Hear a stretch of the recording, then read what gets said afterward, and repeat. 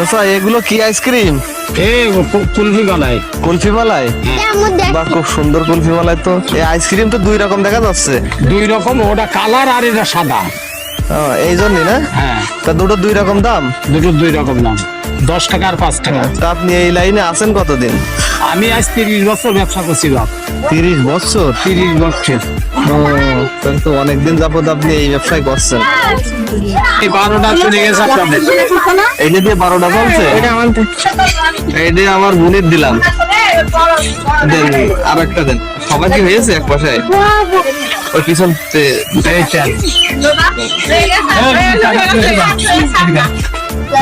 আচ্ছা, এগুলো তো আপনি যশোর থেকেই কালেকশন করেন না? যাক, খুব ভালো। কুলফি মালাই